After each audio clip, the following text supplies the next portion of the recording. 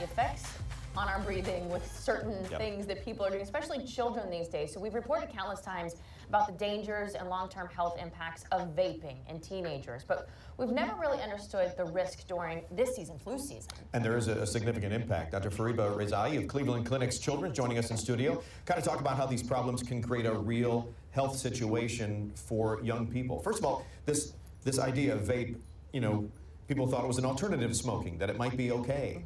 But you're finding that it's not only is it not okay, but it's affecting the immune system. That's right, that's right. So talking a little bit about the vaping and what's the vaping. The vaping devices or electronic cigarettes, basically they use a battery device that is operated by the battery. And the way battery is turned on, there is a liquid inside the electronic cigarettes that you usually put it in the pod, and the heat turns it to the aerosol that can inhale. So then when it came 2007, all this vaping, and then they were thinking that to add a little bit, they changed the nicotine inside the vape that make it a little bit smoother. They added more flavors. Right. And then they claimed that is not as bad. So it was the fast forward in 2019, that was the numerous cases of the vaping or electronic cigarette associated lung injury were admitted everywhere in the hospital. So we also published a study of the cases of the teenagers who came to our hospital with complications of vaping.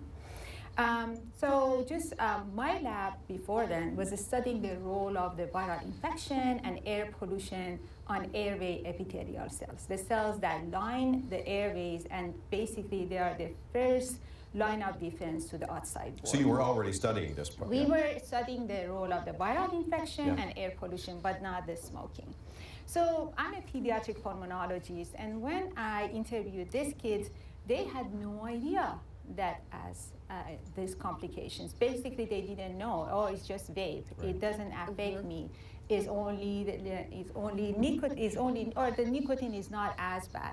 So they didn't know that they changed the formulation of nicotine, that you don't feel it. Or some of them were thinking that, oh, it's just a flavor.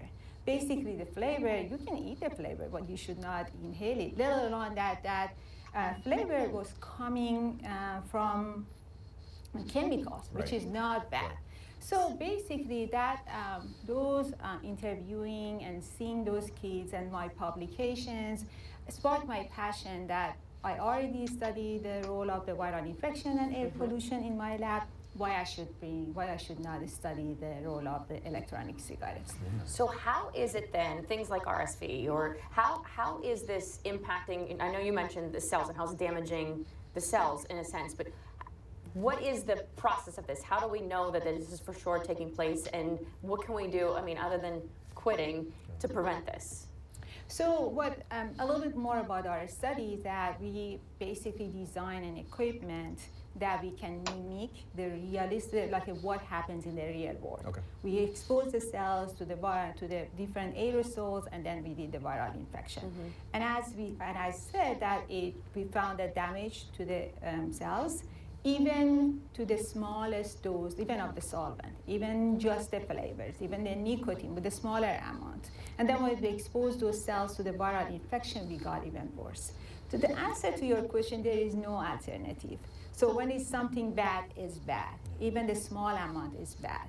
And so what I always tell the kids or teenagers that I see in my practice is that there is no alternative. So, and then smoking is bad, and electronic cigarettes or vaping are even worse. It's something, you know, they don't listen to adults a lot of times too, or even doctors, but so how do you get that point across to make sure that they understand how bad it can be?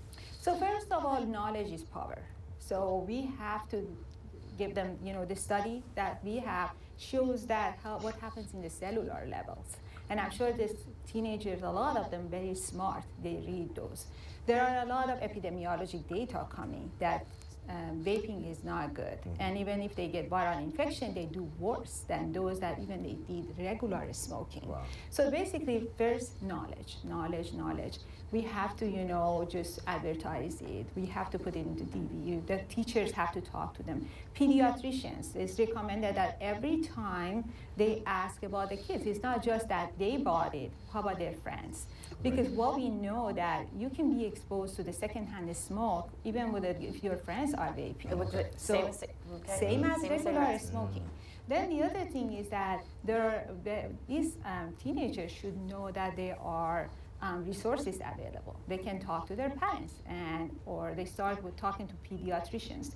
Also, there are some other resources that thankfully the Ohio has it, which is they can call My Life, My Quit. And then it's confidential, free, and customized. So basically, they can call and get help. We thank you so much, Doctor, for being here today. And education is key, making sure we get the word out there. Thank you for coming in here today. Thank you.